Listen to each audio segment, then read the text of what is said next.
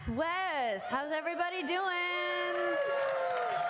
Welcome to the fantastic panel for The Outer Worlds. We know we're all excited. October is almost here, you guys. I am pumped. And my name is Andrea Rene. I'm very excited to be participating with Obsidian and Private Division today. If you guys don't know who I am, you can find me on Kinda Funny Games Daily or on What's Good Games. Hopefully you guys are coming to our tournament later tonight. But now we're here to talk about The Outer Worlds. Who's excited? Right? Yeah. So before we get into the panel and introduce these wonderful members of Obsidian Entertainment, you guys may notice I've got a little plushie here. This is a Raptidon, and some of you have him under your seat. Everybody check. Who's got him? Let's see him. Nobody? Did you lie to me? Oh wait, there we go, we've got some winners. There we got one over there too. So congratulations, you got one. They're really cute. Maybe if you're real nice to me, I'll give you mine later. Okay, let's get into the panel. So today we're here to talk about building narrative in The Outer Worlds. So this is a brand new intellectual property that Obsidian Entertainment has developed in conjunction with Private Division. And here to talk about it today are some fantastic members of the team. Let's start with, at the end of the table, we have Carrie Patel, Senior Narrative Designer. Then we have Kate Dollarhyde, a Narrative Designer. Megan Starks, a Senior Narrative Designer. Why you look so sad, Mikey? Mikey Dowling is the Director of Communications. Yay. So when we think about building narrative, obviously role-playing games are all about the story, and that's why we love living in these worlds for hours and hours at a time. But before we dive into the specifics about what's happening in the narrative in relationship to characters in The Outer Worlds, I thought maybe for some people who haven't seen some of the awesome trailers from the Game Awards or E3 or Gamescom, that we just do like a quick high-level overview of what The Outer Worlds is. Carrie, Megan, do you guys kind of want to tag team that? Go for it. Sure. The Outer Worlds is a brand new RPG from Obsidian Entertainment, published by Private Division. We're setting the player in a future in which humanity is colonizing the galaxy, and the Halcyon colony is one of the furthest flung colonies out there. It's run by the corporations, and the player wakes up there, and in the classic fashion of a lot of our games, has to make the best of it. Gets to make a lot of choices about who their character is, as well as what the direction will be for this place. She has practiced that. What I really thought was fascinating when I first heard about The Outer Worlds, like most of you did when they debuted at the Game Awards, was that it's in outer space, which is super exciting for me because I'm a big sci-fi nerd, but also this idea of this company that you maybe think is an evil overlord, but are they, question mark? So from a narrative perspective, how do you guys go about building something like this from scratch? Because just making a new IP like out of the blue, you don't just snap your fingers and bam, the world is built. It takes a lot of work. Well, it's definitely a very iterative process, and it's very helpful for us to have touchstones and reference points. And I think, with anything in the creative process, it's very easy to have, the understanding in your own head of what you're trying to make. But part of the fun and the challenge of working on games, which is very team-oriented, is learning to communicate your ideas with the rest of your team. And so, yeah, definitely finding a way to define your influences, define the flavor. All of us came off of the Pillars of Eternity franchise, and so, joining this new IP, even though we'd been, working on games narrative for years at this point, there's always a big shift, and you always kind of have to get your feet under you, when you start on a new project. So for us, there were a lot of very helpful reference points like Firefly, like Brazil, things that brought in this sense of adventure, sort of this pulpy spacefaring sensibility, as well as a lot of humor, like a good balance of humor and darkness. Kate, you've done a lot of work on the Pillars of Eternity franchise, as Carrie was mentioning. What's different about working on The Outer Worlds versus an RPG like Pillars of Eternity? Sure. So The Outer Worlds is pretty much entirely different from Pillars, just in terms of like conversation design. Pillars is very more like hub-based, so you're asking characters lots of questions and moving the conversation forward through questions, where The Outer Worlds is much more rapid fire, almost kind of like an improv situation between you and an NPC. So you guys are like quipping back and forth and having a good time, and your companions are jumping in and maybe dunking on them. And so it's much more humor-driven and much more fast-paced than the Pillars franchises. It's interesting thinking about talking how you tailor your work experience to each type of the mechanics in the game, right? And Megan, I thought it was interesting because you specifically work on most of the critical path narrative for the game. Is there a different process when you're designing kind of like the main story missions than maybe some of the other narrative and lore that kind of fills out the universe? I would say there's way more cooks in the kitchen when it comes to crit path. So it's like you have on every level, like, here's the designers get together and you go, this is what we would want to propose, and then it goes up the chain all the way to, Tim and Leonard have to sign off on every step of the way, and then they're playing it a bunch and giving a lot of feedback. And the same is true for side quest content too, but at the same time when you're doing side quest areas, because priority level, the focus is like making sure the crit path is really polished and, top quality. Like side quests, they'll be a lot more like, oh, just have fun in this area, like surprise me. And so that can be really rewarding to just like go wild a little bit. And then maybe sometimes they'll be like, let's dial it back. But Did I ask you to dial it back on the quest with Catherine on Monarch? No, actually, I was really surprised about that. So yeah, one of the first areas I worked on in the game was Fallbrook, and the only thing he told me is we want the influence to be kind of like Deadwood. And I was like, well, I love that show, so that would be super cool. And the main girl there is a gang leader. She's in charge of the sublight, shipping and salvage and shipping. Sorry, I always like swap it for some reason. Like alliteration is terrible for me. But basically, there are organized crime, and everything that they're shipping is pretty much illegal. But we wanted it to be like a really cool kind of like Old West style space gambling pleasure resort, because in our universe this is a dystopian society, and so people don't get weekends or time off or anything like that. So the really wealthy people go to these illegal resorts to be like, yeah, I'm gonna drink and gamble and just have a good time, and it's like a really different experience for them, but it's also like a really seedy area compared to where they normally live. But she's in charge, and I just went full on like cursing over the top, and he was like, well, maybe let's dial it back a little bit, but not too much. So I think really in our game we just want to do whatever is fun and over the top and will be memorable to players.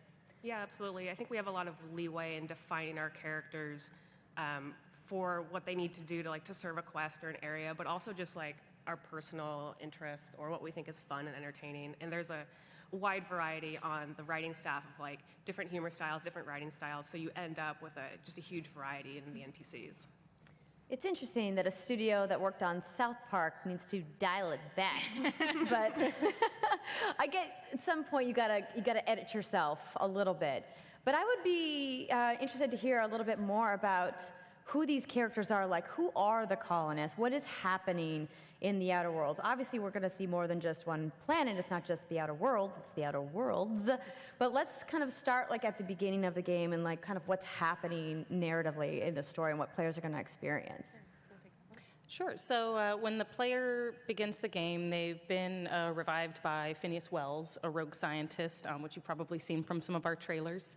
And he has revived the player from hibernation so that they can help him right the wrongs as he sees it in the Halcyon system and help take back control from those corporate baddies. The player's let loose in the colony, and then again, it's really up to the player whether they're going to cooperate, whether they see things his way, or maybe whether they find it interesting to work for the corporations. Who knows?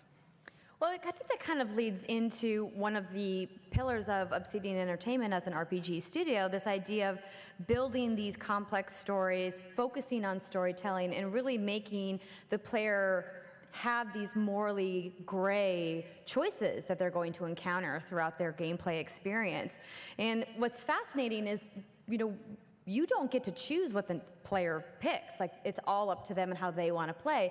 But you do get to choose how all of the NPCs and the characters they're going to encounter are going to interact with that. And that seems like it's kind of a hard job. Like, it's a lot of story writing and branching paths and things that you kind of got to plan for the player to kind of pick all of these different options. Like, where do you even begin on something like that?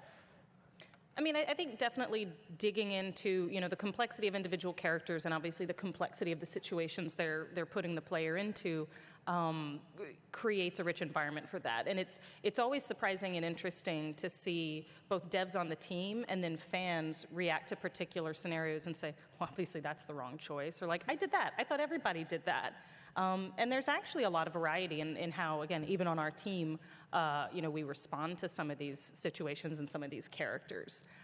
So yeah, I mean, I think, as developers, we have to be careful. We want to give the player lots of options and also, I guess, not push our favored choice on them too hard. So that's where playtesting comes in really handy for us. It's really useful for us to see each other's content, for us to get feedback from one another. I know Megan, for instance, is notorious for being a very murderous player, so it's always awesome because, we'll have an area and she's like, but where's my option to kill that guy? Sounds like my coworker Steimer, who always wants to kill everyone. I do want to talk a little bit about the companions in the game, but before we get to that, there is a character who I'd love to hear a little bit more about. We've seen some of the humans in the trailers and the gameplay that you guys have showed at the various events over the last year or so, but there is a character that's not a human that we're going to encounter. You guys want to tell me a little bit about Ada? Oh, sure. So she's actually your computer in your ship. So she's your autonomous digital astrogator. And she does, you basically say, this is where I want to go, and she does all the piloting. Not all the robots in our game are basically like built for a single purpose. They're just kind of like, we wanted a very low-tech feel to the universe. So they're just kind of like, not very intelligent, single use. They walk around like kind of clunky, and she's like this, giant box that just has a little face on it. But the previous captain of your ship, the Unreliable, was kind of this genius. Yeah. So that gives you an idea of the ship. But he basically tinkered with her a lot and hooked her up to like every system on the ship. And then at some point, he told her, build yourself a personality because it'll make it more interesting for us to interface or make it easier. And so she just kind of like started off basic and is trying to build a personality based on how you interact with her as you go through the game. And at some point she tries out, a sense of humor and then asks you how it's working and stuff like that. And I think she adds a lot of personality to just living on your ship with your crew. She does interact with the companions a lot. And I think it's nice too because we kind of have our two main paths. Like Phineas Wells is the like, hey, do you want to try and be the hero of Halcyon and be this rebel outlaw? And then the adjutant Sophia Conde is working for the board, and she kind of represents like, do you want to go the evil path? But then Ada is also this kind of iconic character that sticks with you for the entire game from the beginning. And walks you through, like she reacts to everything that you're doing and has her own maybe her spin on it. But it's interesting because she's not a person, she's not human. So if you do decide that you want to be evil and maybe you destroy an entire town, she might actually find that amusing because she doesn't understand. But anyway. Can she turn on you? No, so that is a principle of design that I actually think when I was a junior designer, I was just like, oh, it's really funny if characters are like mean to you or whatever. No, that's not really an enjoyable experience. So usually when I write a character like this that I know you're going to be with for the entire game, no matter what your play style is, they will actually like it for their own reasons, and you have to come up with the motivations for why, they would be okay with your choices but basically for her, it's like she needs a ship captain and a crew. If she doesn't have that, then it's a type of death, like she's just by herself forever alone. And so, whoever her captain is, she's going to be loyal to them. I was not expecting that good of an answer, but you really put me in my place. Don't be mean and don't let Eddie be mean. Got it, Roger. Be nice to everybody. It's a good life lesson, everybody. So let's now talk a little bit about some of the people who are going to be out in the world of the Outer Worlds with us, our companions.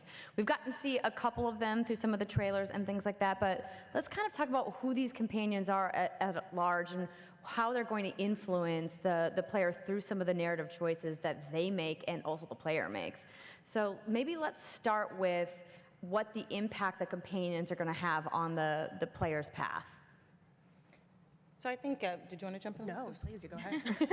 No, please go ahead. In general, companions are, they're great because they're characters that can be present with the player throughout the story. And just as the player is experiencing the world and having their own journey, companions have their own personal journeys and arcs alongside the player. So you grow and learn and see and react to these things together.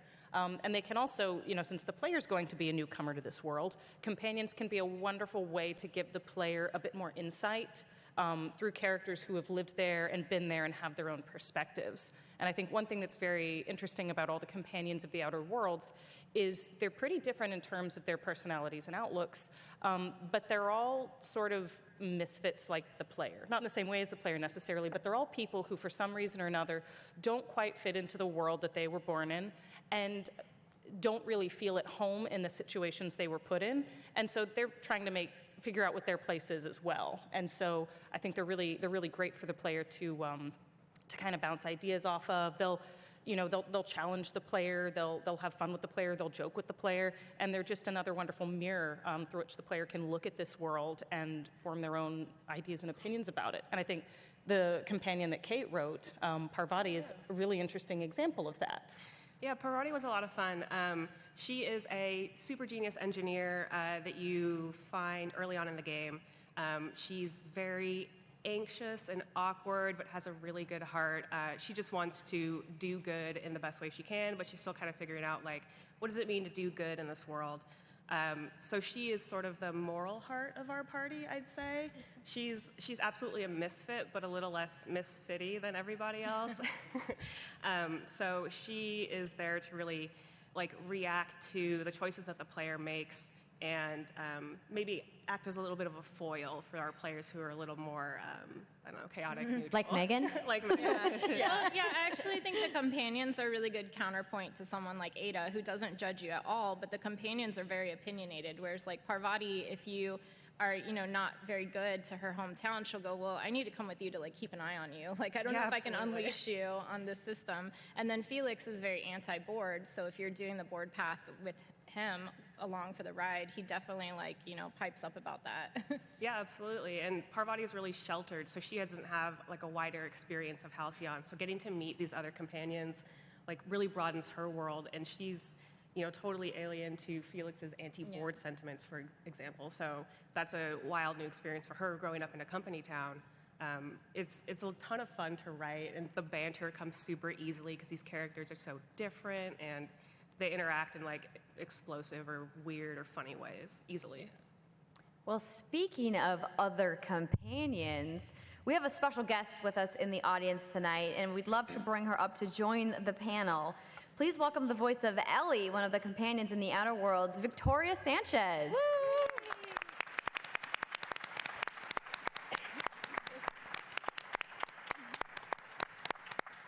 Hello.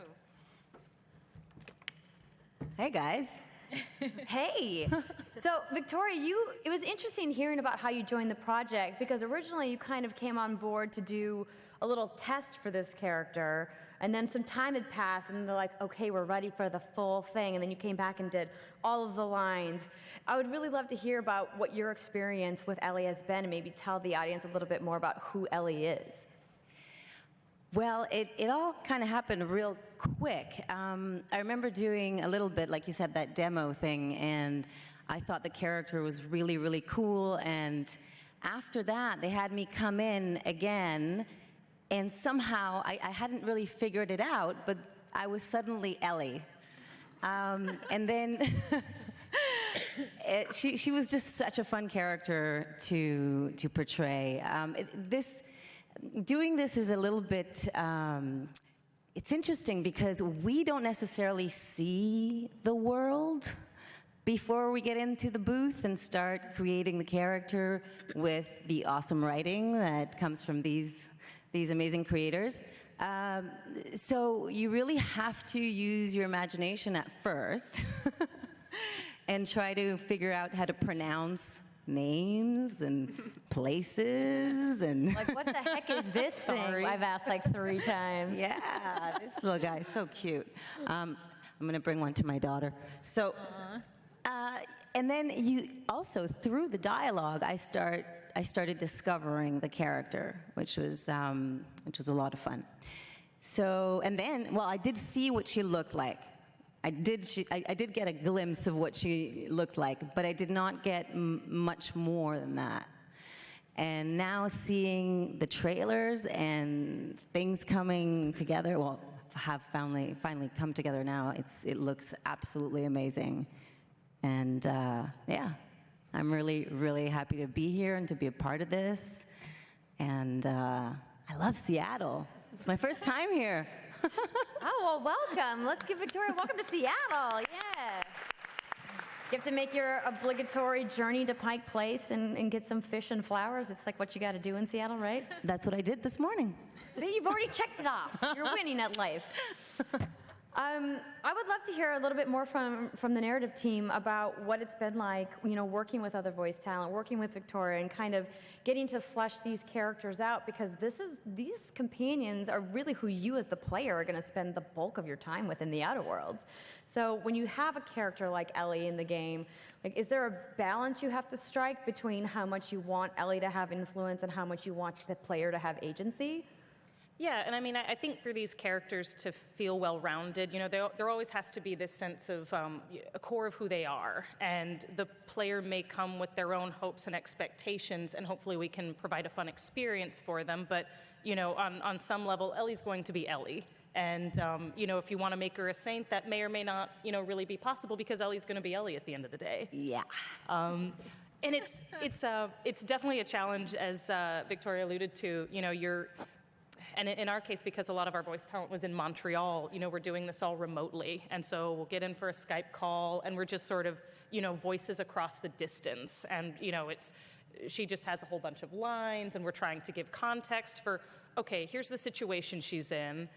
Yeah, that was really helpful. Yeah. Carrie was there with me throughout the whole thing, and she was extremely helpful. Well, thank you. Wait, Yeah. I have a And I just question, met her last actually. night.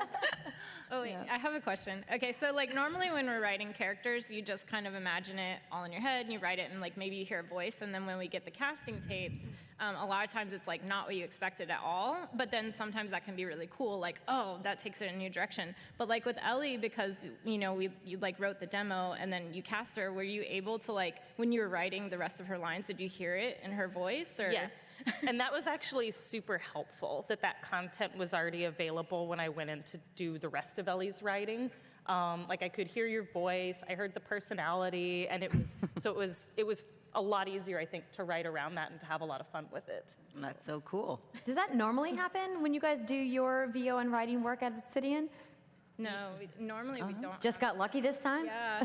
Yeah. Or unlucky you had to do more work up front, I guess? Well, yeah, normally when we do the demo, we don't actually voice record it, but for this one we did. So we had Felix and Ellie's actors, and we liked them so much that we're like, you come back? Can you do the rest?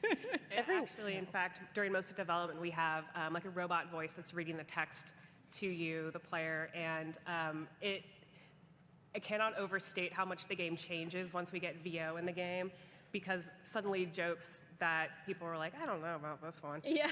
they start to land because they sound real and are performed by people who can put emotion and feeling and Yeah. a cool attitude into the reading, so the game just completely comes alive. We couldn't make games without our amazing voice actors.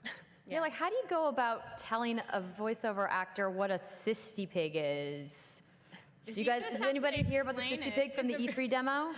No one listens to What's Good Games? Okay, cool. We talked about the cysty pig a lot. So maybe to give some context to what I'm saying, you guys can explain what the cysty pig is? Oh my God. Or maybe we don't, because it's kind of gross, but kind of delicious?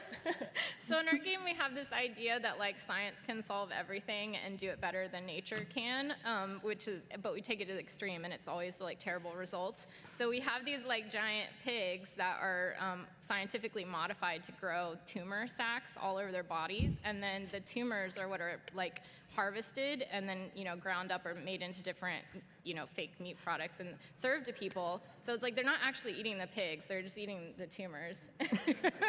It's tumor bacon, But it's everybody. a sustainable food source.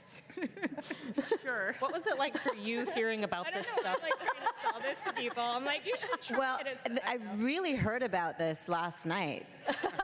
Like, I didn't even really, you didn't explain to me over Skype what that really was. Would you have wanted to know? Yeah. Okay.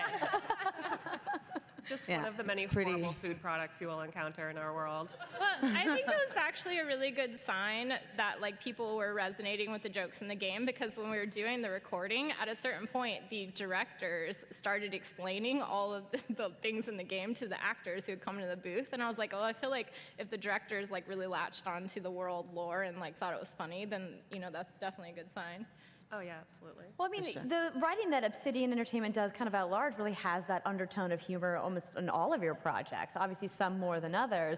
But in the stuff that I've seen and that you guys have watched online, I mean, that humor is definitely present. Do you guys have to make a conscious effort to like make sure that there's a certain balance of like seriousness to outweigh the jokes so it doesn't go too far in one direction or the other? Yeah, I mean, and it is a fine line, especially in an IP like this that has a lot of irreverence, and it's because it's sort of parodying a very corporate-driven society, a society that is entirely managed by these very very powerful moneyed interests, that is very heavily propagandized by them.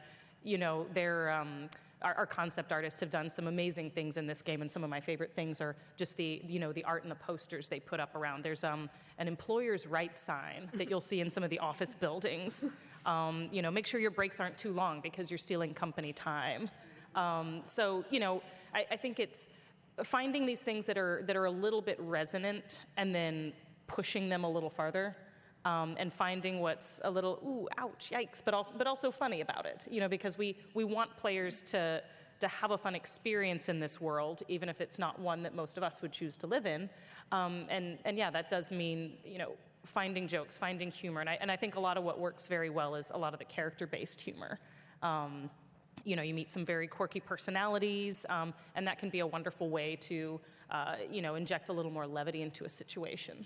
I think we kind of have two aspects to it, which is like one, because it is a dystopian society and like it can be a really dark, plot line.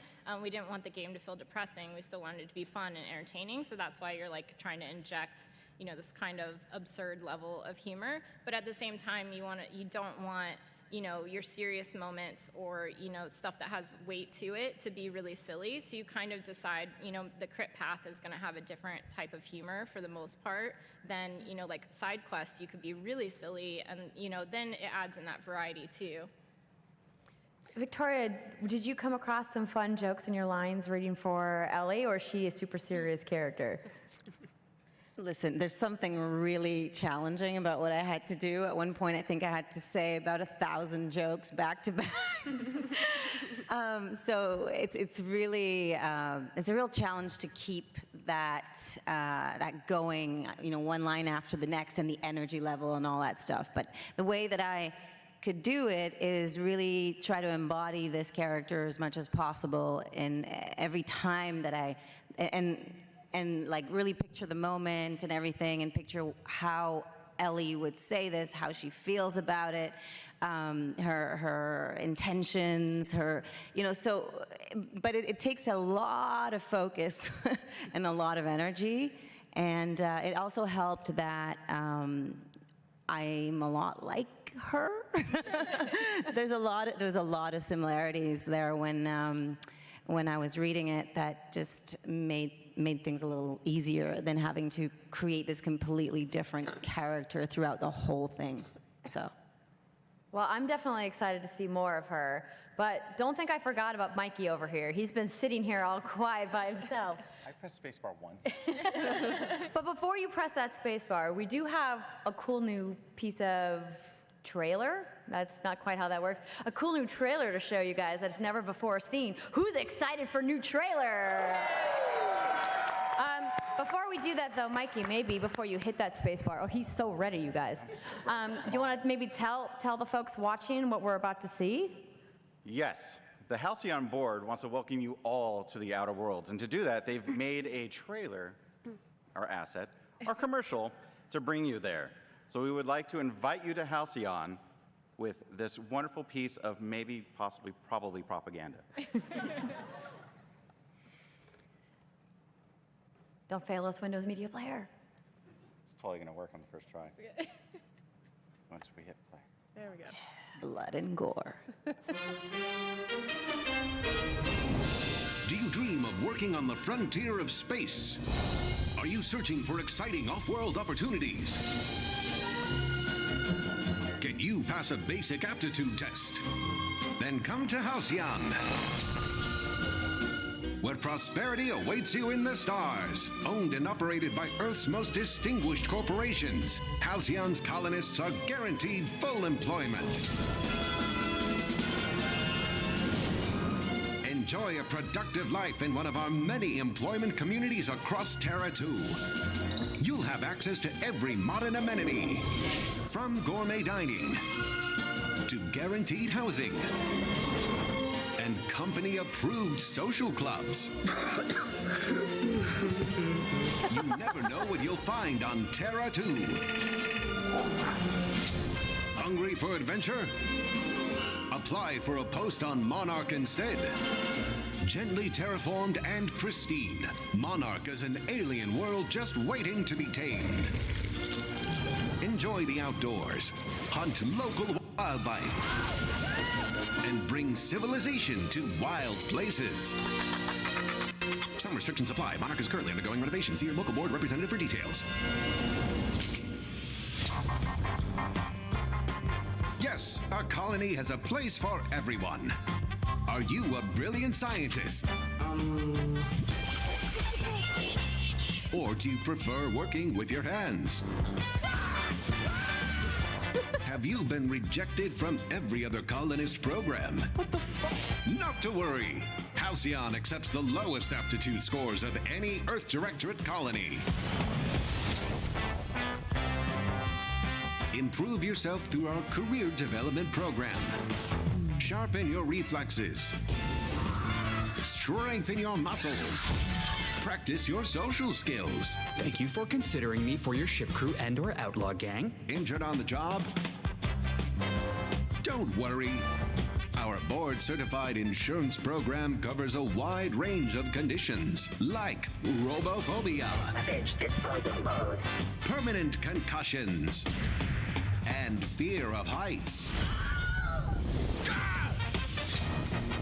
The board cares about your security. That's why all of Halcyon's workers have the means to defend themselves. We've got pointy weapons, smashy weapons, brainy weapons, and shooty weapons. From Spacer's Choice to Hammersmith, your local grocer carries it all.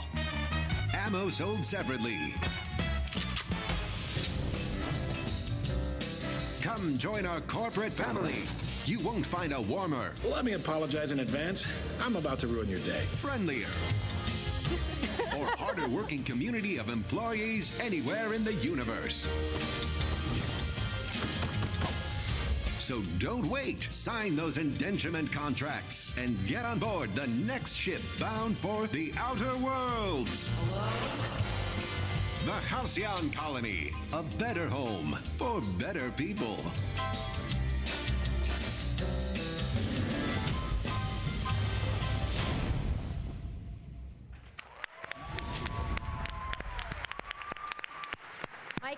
Mikey, you had one job. Look, that trailer was brought to you by our corporate overlords at Microsoft. You can see it at the bottom. They're wonderful. Oh, corporate overlords. They're great. We're all happy for you. It's awesome. It's great. What do you guys think? Pretty cool, right? Did you see the Sissy Pig? Yes? See, I'm not... You guys are going to love the Sissy Now Pig. It's I gonna saw be him. Great. It's going to be great. We do want to do a little bit of Q&A, so we're going to have just a quick more chat, but if you guys want to begin to line up to answer or ask some questions, I guess they will be answering the questions. There is a microphone on both sides, so no need to just come to one over the other, and then we'll just kind of swap back and forth. But we got to see kind of a lot more in that piece of media than we've gotten to see before. Some cool new things. I believe we got to see Ellie in that trailer. Yeah, in there. she made a little appearance. She seems super friendly. Oh, yeah. She's fun. So I'm so confused if I'm supposed to like or hate Halcyon, because they're paying me, but they're my boss, so I should hate them, right? Or are they bad? Or is this meant to be left super vague? You'll find out. Nah, they're not going to give me any secrets. All right, let's start with you, sir. If you could please give me your name and then your question. Hi, I'm Kevin. I want to ask to the narrative writers, what's the most challenging part of writing for a new IP like The Outer Worlds?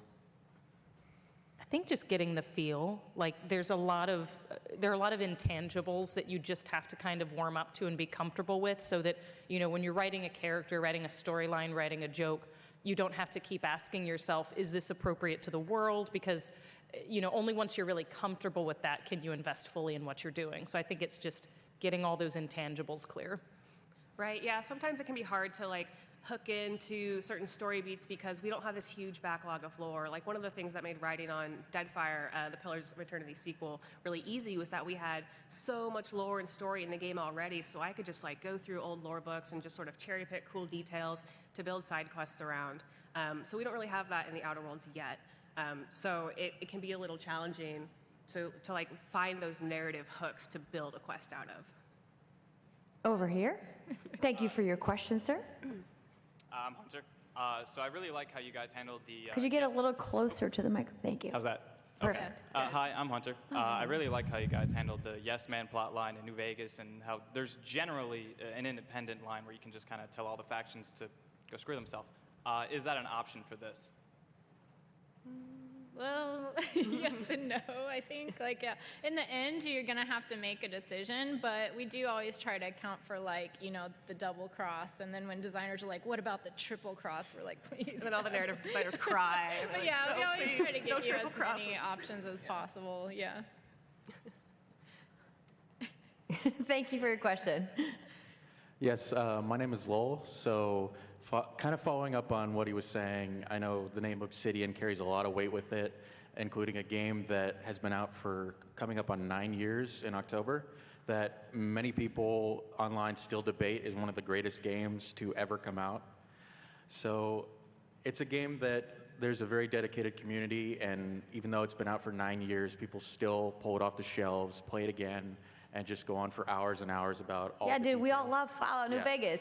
So my question is, what do you feel that Outer Worlds is going to really make us keep taking that off the shelf and come back again and again?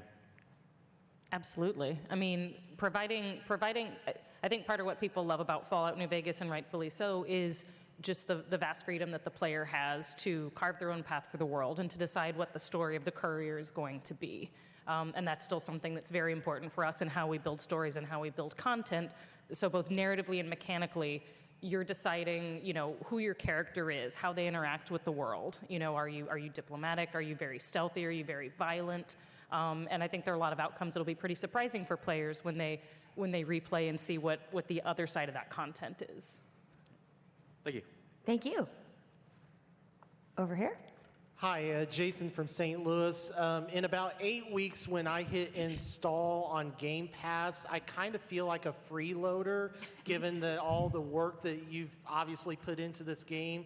So do you get credit when I hit install, when I run the executable, when I get the first achievement? Or do I have to buy a plushie or something to give you compensation? No, I mean, they love it. If you play us on Game Pass, that's great. That's good for awesome. us. Yeah. Thanks.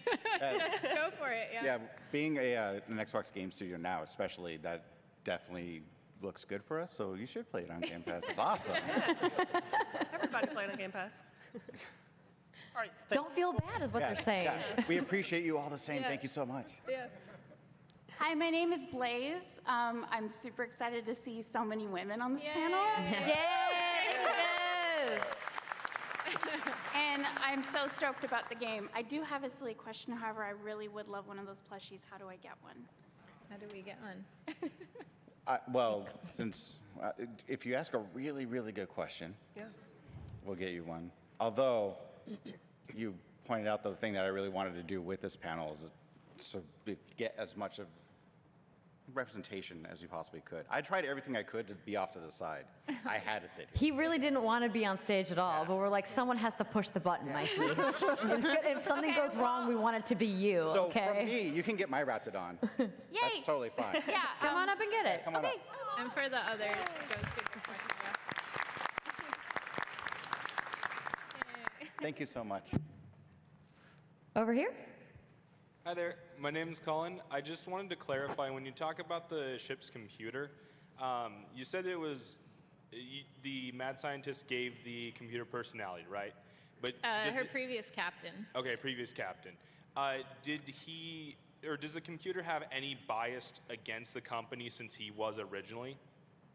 I don't think that he installed any of that type of stuff in her. He basically was just, run my ship, do what I want you to do, and, be interesting. And so she's really has a very, inhuman view of what's going on. She's not, for or against the corporation. So really, she's going to support whatever you, as a player, decide. Okay, thank you. Thank you. Sir? Hello, my name is Rob. A lot of times in shooters, I like to be lazy. Can you go a little bit closer? Oh, sorry. There you go. I like being lazy in shooters, so companions is awesome. I'm very excited about that. Far Cry 5 had companions, and they had 2 lines said about 100 times. Do we get awesome dialogue for our companions, or are they going to drive us nuts with their constant rambling? Awesome dialogue. We have a lot of dialogue for them, but also you'll really like our leadership path, which is you can put points into making your companions more effective in combat, which I think is really cool. Yeah, you can just sit back and shoot every once in a Oh, while. also, this is like I think it's like a hack, but they don't run out of ammo, so if you get like a really OP gun, just give it to them and they'll just mow everything down. Yes! Some pro tips. We're really embracing the corporate model. You empower your companions, and they'll do all the work for you. And I don't know if we've talked at all, we definitely didn't talk on this panel, but that your companions have super cool special powers. Oh, yeah. They have certain combat abilities that you can trigger, but that's also something that you have to unlock on the leadership path, I believe. Yeah. So look out for those. They're really fun. Over here? Congratulations, by the way. Just wondering if there's going to be an FOV slider. What? Oh, an FOV slider. Field of view. Oh. There's been talk about an FOV slider. All right. Yeah, that's all. That's all. Thank you very much. We took us some time. Someone's discussing it, maybe, is the answer, I guess. Hi, I'm Cass. This might be a little esoteric, but in regards to narrative, something that was pretty interesting about other, Fallout New Vegas, which is the only example I can come up with. You go out to the far corner of the map, and there's this whole little side quest here. And with Outer Worlds, you have a lot of planets, and I'm just wondering how much did you, in developing the narrative, did you have to focus on quantity over quality, and how packed are we expecting certain worlds to be, and that sort of thing?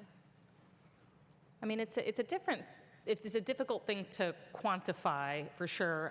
We certainly aim for a balanced amount of content. We want players who are exploring the world to be rewarded by finding quests, by finding these cool little moments tucked away with loot and some obvious, environmental storytelling. But obviously we want to make sure that everything we put in there counts and is meaningful and is a fun experience for the player that also gives them new and interesting insights into the world and the characters there. So one of the really fun things about narrative design is partnering with area designers and working closely to determine, okay, well, we need some more content, for these sorts of players. What can we do that's going to tell a story the player hasn't seen yet? So I think players will be very happy with the balance and the type of content they find, and exploration is definitely going to be rewarded. Thank you so much. Yeah. Thank you. Over here? Hi, my name is Javier. At first, my dog was staring very intently at the floor. I thought she saw a rat, but I think it was one of the plushies. My question is, when you're creating these companions, do you ever think about the different cultures from Earth that they can bring, or does diversity in your characters is something you think about when you're starting to create them? Oh yeah, absolutely. Halcyon's a little interesting in that while everyone came from Earth, they enforced sort of a standard culture on everybody, and that's one of the things that makes Halcyon good or bad depending on, I guess, your point of view. But me personally, like I absolutely do try to represent diverse identities or opinions in the characters that I write. I think people will find Parvati very interesting. I don't want to, give away her whole character arc, but definitely like diversity based on my own personal experiences. In some of the side characters, like, yeah, absolutely. It's something that's always front of mind for me when I'm writing. Thank you. Yeah. Sir? Hello, my name is Paul. Got a question. Excuse me. Are you okay, Paul? Do you need a second? Yeah. Okay. We'll give you a second. Over here. Hi, I'm Zach.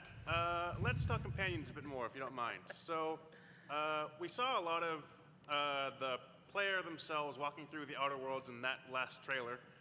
Thank you for that. But we didn't see a lot of the companions running along with them. And I was wondering, is this going to be a situation kind of like, because it's a favorite topic of the day, New Vegas, where you get one companion and they kind of go with you solo throughout the adventure, disregarding Rex, of course. Why would you? But still.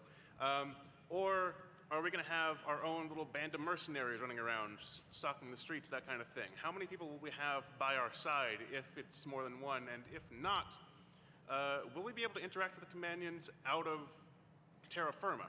If they're on the ship, will we be able to talk to them, call them in, ask for advice, that kind of thing? Or are they effectively out of the world if they're not on the outer world? Can I just rephrase your question and make sure I got it right?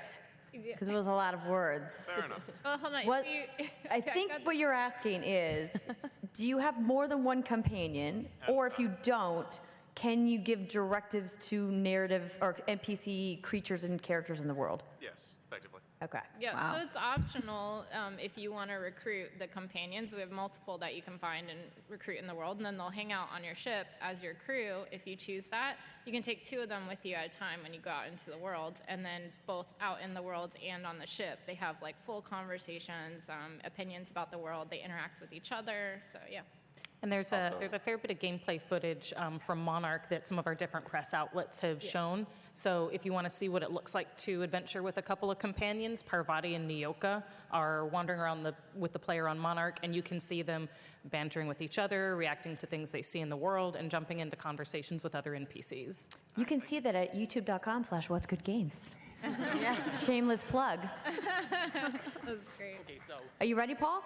Second try. Okay. So, could companions affect like how the mission goes? So let's, there's a mission where you try to save a person, but because one of your companions has a huge grudge against him, they kill him, and you fail the mission. Is there missions where they can affect it?